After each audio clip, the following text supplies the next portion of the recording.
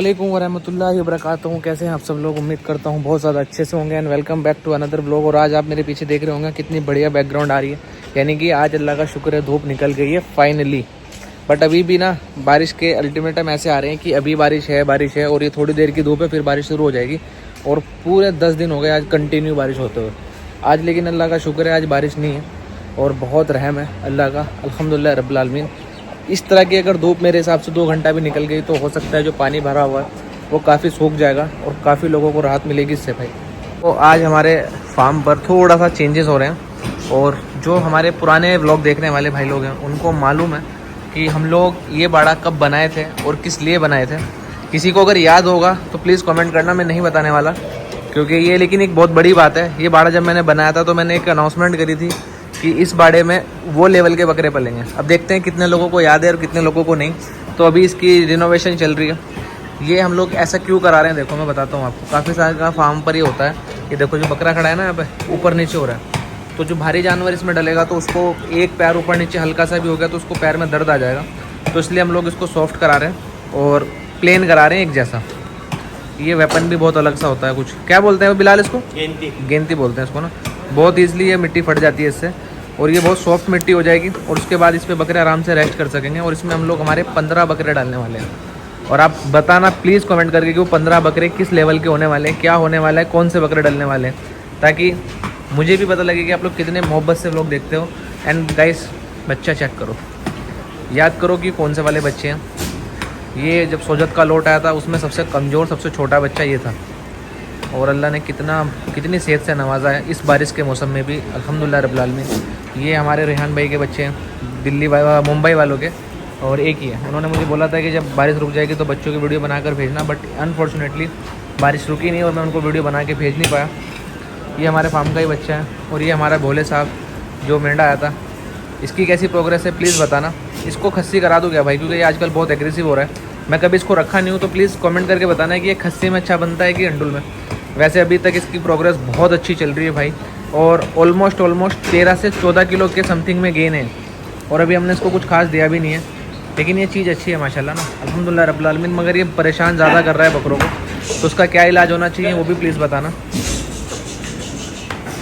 और इस तरफ हमारे ये सारे बच्चे इस तरफ से शिफ्ट होने वाले दूसरी साइड में। इधर भी मैं काफ़ी सारे बच्चों की आपको ट्रांसफॉर्मेशन दिखाने वाला हूँ इतने मंदे दौर में। मंदे दौर मतलब का ये है भाई कि इतनी बारिश के मौसम में क्या क्या चीज़ें हम लोग फेस कर रहे हैं। और कुछ न्यू एंट्रियाँ भी हुई है फार्म पर, अल्लाह के हुक्म से बहुत अच्छे बच्चे आए हैं, बहुत अच्छे, वो भी इंशाल्लाह आपको दिखाऊंगा मैं। ये एक बच्चा ये बहुत ज़्यादा कमज़ोर था, आज की तारीख में अल्लाह के शुक्र से 5-6 किलो चढ़ चुका है और जो बीमारी थी वो भी कट गई है। अल्लाह के बेशुमार एहसान, देखो अल्लाह की मदद है, ये भी सारे काम ये हो रहे हैं। बस अल्लाह ने यही हौसला अल्हम्दुलिल्लाह रब्बिल आलमीन अता रखे हमें और हमारा हौसला बना रहे और ऐसे ही हमें रिजल्ट दिखते रहे। ये बच्चे की बात कर रहा हूँ मैं भाई, चेक करो। ये बच्चे को बहुत सारे लोग पहचानते होंगे। मैं बहुत बार लोगों को बोला था कि भाई ये बच्चा रख लो, बहुत काम की चीज़ है, बहुत काम की चीज़ है। बट इसके नसीब में यहीं पलना था और ये यहीं पर पल रहा है। और इसकी प्रोग्रेस देखो और मज़ा करो और सच्ची बताना हकीकत में कि कितना चेंजेस है इस बकरे में। कोई आपसे ऐसा नहीं है कि भाई मैं आपको ज़बरदस्ती बोल रहा हूँ मेरा दिल रखने के लिए। आपने खुद बच्चा देखना है और इसकी वीडियो उठानी है और चेक करना है। मैं जैसे बात करता हूँ कि किड डाइट मास्टर बच्चों के फ्रेम पे काम करता है, तो इसका फ्रेम चेक कर लो, हकीकत में ग्रोथ है कि नहीं है। कोई भी ऐसा नहीं है कि मैं आपसे 1% का झूठ बोल के आपको बताऊँगा। और भी बच्चे दिखाऊँगा इंशाल्लाह ताला। मैं आपको एक बच्चा पकड़ के दिखाऊँगा ताकि आपको समझ में आए। बच्चा जाएगा बस अभी बारिश के बाद पंच होने के लिए रुका था, बट अभी आप लोग चेक कर लो कि क्या ग्रोथ है। अल्हम्दुलिल्लाह रब्बिल आलमीन। ये बच्चा, ये सारे बच्चे जाएंगे, बस थोड़े दिनों के लिए रुके हैं, इतना ही मौसम नॉर्मल हो जाए, बट तब तक हम अपना काम दिखा सके कि क्या हम लोगों ने काम किया है क्या नहीं है भाई लोग कि सारे बकरे हमारे माशाल्लाह गेन है। देखो जो है सच है कि मेरे 20-21 तारीख तक के सभी बकरे इतने टॉप लेवल के चल रहे थे, इतने टॉप लेवल के चल रहे थे कि अल्लाह के हुक्म से बड़ा दिल खुश हो रहा था। दिल अभी भी बहुत खुश है, कोई मसला नहीं है, कोई नुकसान नहीं हुआ है, कोई बीमार बकरा नहीं है, सब फिट एंड फाइन है। लेकिन हाँ हकीकत में मेरे बड़े बकरों ने 6-6, 7-7 किलो वेट लॉस किया है इन 10 दिन की बारिश में। और वो लॉस करने का मेन रीज़न क्या है, एक तो उनका साइज़ बहुत बड़ा है भाई माशाल्लाह, तो 6-7 किलो उनको कोई लगता भी नहीं है। पहली और आखिरी बात कि बड़े जानवरों को जब बकरे अच्छे खासे हेवी वेट हो जाते हैं तो 6-7 किलो नंबर कोई ज़्यादा बड़ा मैटर नहीं करता है बकरों के लिए, हफ्ते भर में वो ऊपर नीचे करते रहते हैं। और ये मौसम बिल्कुल भी सही नहीं है, क्योंकि आज इतनी ज़्यादा उमस होगी कि बकरे हाँपेंगे।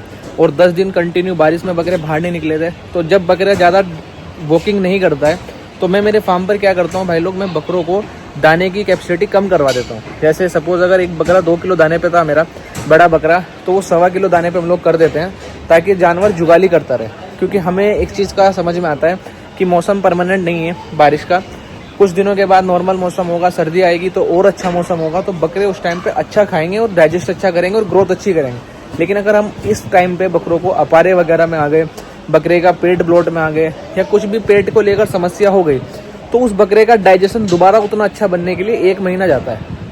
और उस 1 महीने में वो 10-12 किलो डाउन भी होगा और पूरा महीना भी खराब करेगा। और अभी जो बकरा 6-7 किलो डाउन हुआ इन 10 दिनों में, वो मुश्किल से 3 से 4 दिन 5 दिन में खा पी के दोबारा रिकवर कर लेगा। तो ये चीज़ हमेशा ध्यान रखना।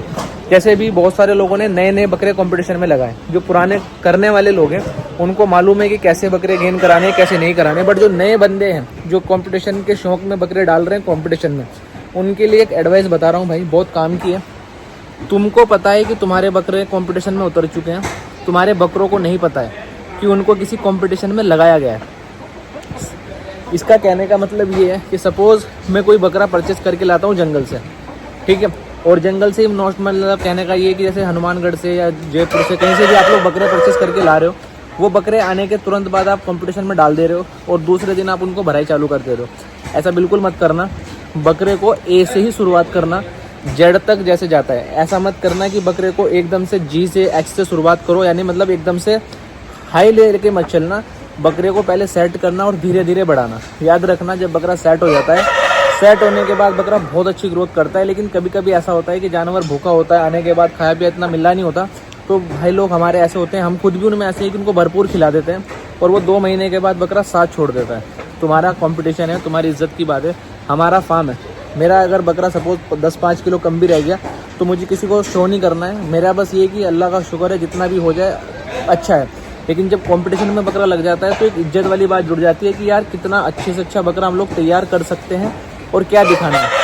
तो सब्र के साथ काम करना, एकदम से ही बकरे को पहले दिन से ही हैवी तैयारी पे मत लगाना, धीरे धीरे करके लेकर चलना। अल्लाह ने चाहा तो इंशाल्लाह ताला अल्लाह सबकी इज्जत रखेगा, सबके बकरे अच्छे तैयार होंगे। देखो, जीतना और हारना एक अलग चीज़ है, बकरा सही सलामत कंपटीशन में तुलवा के कुर्बानी हो जाए वो सबसे बड़ी बात है, ठीक है। क्योंकि देखो भाई, एक एज अ गोट लवर में बस इतना सा मैसेज देना चाहता हूँ कि कोई भी भाई अपने बकरों पर ज़्यादती मत करना। मतलब ये ध्यान रखना, बकरा बच गया, कुर्बानी हो गया तुम्हारा, सपोज़ तुम्हारा बकरा 5वें नंबर पे, 6ठे नंबर पे, 10वें नंबर पे, आप लोगों ने कंपटीशन में डाला, यही बहुत बड़ी हिम्मत की बात है। मैं आपको क्लियरली बता रहा हूँ, ये गुर्दा हर किसी के अंदर नहीं होता, हर कोई कंपटीशन नहीं खिला सकता बकरों को। याद रखना, अगर तुम लोगों ने कंपटीशन में बकरा डाला है, अल्लाह आपकी नियत कबूल करे, लेकिन तुमको बकरे को मोहब्बत से बेटे की तरह ही पालना है, अपने जैसे अपने बच्चों को रखते हो, ठीक है। कोई ज़्यादती नहीं करनी है और इतने सुकून से पालना है कि इस इज़्ज़त और ज़िल्लत देने वाला अल्लाह है, बस ध्यान रखना। तो उस बात को ऐसा करना कि बेजुबान की बद्दुआ ना लो। क्योंकि देखो, मुझे भी जानता हूँ सारे भाई लोग गोट के मतलब बकरों के शौकीन हैं, तभी कंपटीशन खिला रहे हैं, लेकिन कुछ लोग ऐसे होते हैं कि अपने नाम की वजह से बहुत बकरे बिगाड़ देते हैं। तो तुमको बिगाड़ने का नहीं है, तुमको सही सलामत बकरा अभी तुलवाया और एंड में तुलवाना है। बस आपको ये दिखाना है कि हमने 5 किलो भी गेन कराना, लेकिन हमने मेहनत करी। यहाँ मेहनत देखी जाएगी इंशाल्लाह ताला, और अल्लाह ताला सबकी मेहनत रखते हैं। ये तरफ की मैं आपको अपडेट देने वाला था कि काफ़ी अच्छे अच्छे बच्चे आए हैं माशाल्लाह माशाल्लाह। इसमें से कोई भी सेल का नहीं है। एक तो ये तो मैंने आपको दिखाया ही था, एक ये मक्की चीना बच्चा है। मैं सारे बच्चे इंशाल्लाह ताला बाहर निकाल के दिखाऊंगा आपको। पंजाबी 2 बच्चे बहुत कमाल के आए हैं भाई, बहुत कमाल के। इन बच्चों का क्या करने का है मैं आपको इंशाल्लाह ताला थोड़ी देर में थोड़ा खा पी ले फिर आपको बताऊंगा। आज मौसम वाकई माशाल्लाह बहुत अच्छा है, अल्हम्दुलिल्लाह रब्बिल आलमीन। अगर ये सुबह से लेके 5 बजे तक ऐसी धूप निकल गई तो होप कि ये सारा पानी सूख जाए। और असली बीमारियां अब शुरू होनी है, याद रखना। अगर धूप निकलती रही, बारिश जब तक चलती रहती है तब तक इतनी बीमारियां नहीं पनपती, लेकिन जब ये पानी रुक जाता है 4-5 दिन, इसमें मच्छर जो पैदा होते हैं वो बीमारियां पैदा करते हैं। तो जैसे कि मैंने एक बहुत अच्छा काम किया हुआ है, आज धूप निकली तो हम लोगों ने देखो चूना छिड़क दिया। तो ये सब चीज़ें छोटी छोटी चीज़ें करते रहा करो। एक तो जब भी आपको लगे कि आपके बकरों की आंखों से पानी वानी आ रहा है, किसी वायरल में आ सकते हैं, तो धुनी ज़रूर दिया करो। धुनी किस किस चीज़ की देनी है वो भी इंशाल्लाह ताला आज आपको मैं बता दूँ। और एक दूसरी अपडेट ये दोस्तों, समर सेबिल अल्हम्दुलिल्लाह रब्बिल आलमीन लग चुका है।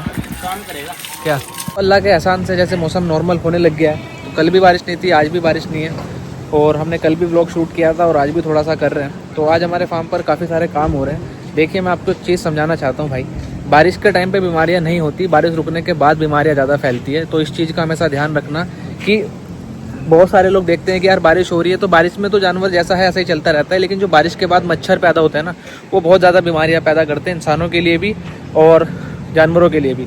अभी माशाल्लाह बड़े बकरे हमारे नहा रहे हैं। इनको नहलाने का मेन रीज़न ये कि 8-10 दिन से बकरे अंदर ही थे और इन पर मिट्टी विट्टी ज़्यादा फैल गई थी, और जैसे ही धूप निकलती है ना, तो सबसे ज़्यादा टिक्स की जो बीमारियाँ आती है वो इसी तरह आती है। जब जानवर को पसीना रहेगा, जानवर के शरीर में गंदगी रहेगी, तो टिक्स ज़्यादा आते हैं। तो अभी मैं दिखा देता हूँ कि हम लोग क्या क्या कर रहे हैं टिक्स के लिए, ताकि हमारे फार्म पर टिक्स ना रहे।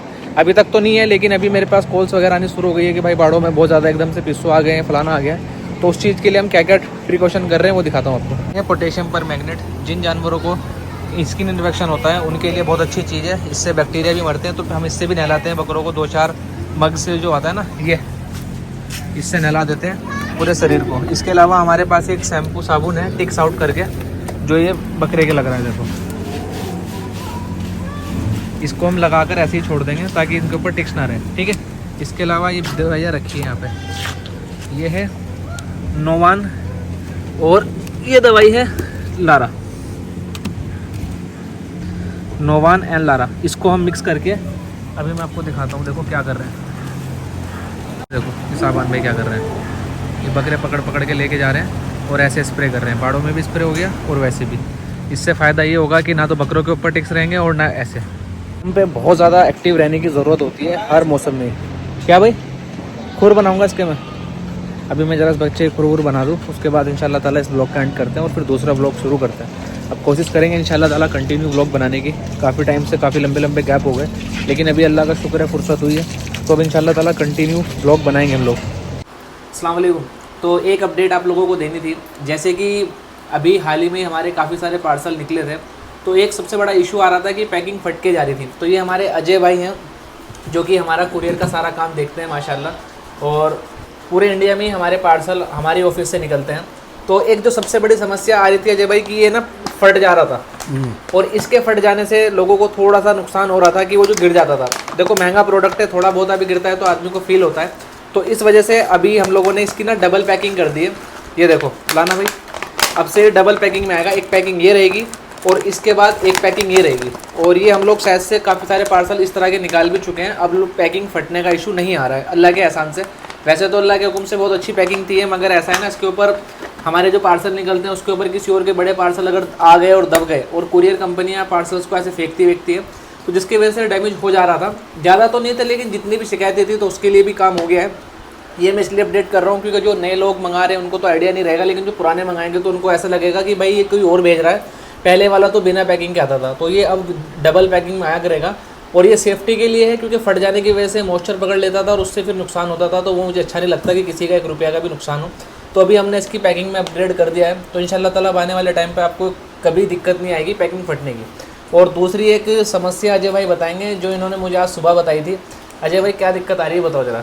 भाई प्रॉब्लम ये है, जैसे ट्रैकिंग आईडी भेजते हैं ना कस्टमर को, ट्रैकिंग आईडी जो ऑर्डर निकालते हैं, तो ट्रैकिंग आईडी भेजने के बाद कॉल करते हैं रात के 12 बजे 1 बजे, उनको कोई टाइम फिक्स नहीं होता कि कब कॉल करनी है। देखो भाई मैं आपको एक चीज़ बताता हूँ, ये आदमी बकरों के बारे में नहीं जानता। इनका काम है ट्रैक करना, कुरियर पार्सल पैक करना और भेजना हमारे यहाँ से, बस। इनको बकरों का नहीं पता। आप इनको प्लीज़ रात को 12-12 बजे 3-3 बजे फ़ोन मत किया करो कि भाई कादिर भाई से बात करा दो, या फिर किसी भी XYZ। हमारा जो ऑफिशियल नंबर है जो इस पर लिखा हुआ है, ये है मेन नंबर जिससे आपको मेरे से बात करने को मिल जाएगी। ये जितने भी भाई लोग हैं, जितने भी नंबर आपके पास आते हैं, ये मेरे से बात नहीं करा पाएंगे आपकी, क्योंकि इनका काम इनको बटा हुआ है। इनका जो काम है उसी के रिगार्डिंग तुम इनको फ़ोन कॉल कर लो, लेकिन फ़ोन कॉल करने का तुम्हारा अजय भाई टाइम क्या रहता है ऑफिस टाइम? टाइमिंग 9 बजे तक आप मतलब जब मर्जी फ़ोन कर लो। सुबह 10 बजे से लेकर रात को 9 बजे तक आप कभी भी कॉल करके अपने पार्सल की इंक्वायरी वगैरह ले सकते हो, लेकिन थोड़ी सी आदमी की प्राइवेसी का ख्याल रखा करो भाई। रात के टाइम हर आदमी फ्री रहता है और अपने घर फैमिली को देता है, तो आप इनको रात को 12-3 बजे फ़ोन मत करना, फैमिली वाले आदमी है, परेशान हो जाएंगे, ठीक है। और मुझे भी मत करना भाई रात को प्लीज़ 12-3 बजे। वैसे मैं साइलेंट रखता हूँ तो मैं तो उठा ही नहीं पाऊँगा रात को फ़ोन, लेकिन दिन में आप हमें सुबह 8 बजे से लेकर रात को 12 बजे तक कॉल कर सकते हो, कोई दिक्कत नहीं, ठीक है। और इसी के साथ ये व्लॉग हम लोग एंड कर रहे हैं। कल इंशाल्लाह ताला नए व्लॉग के साथ फिर मुलाकात होगी, तब तक के लिए अल्लाह हाफ़िज़।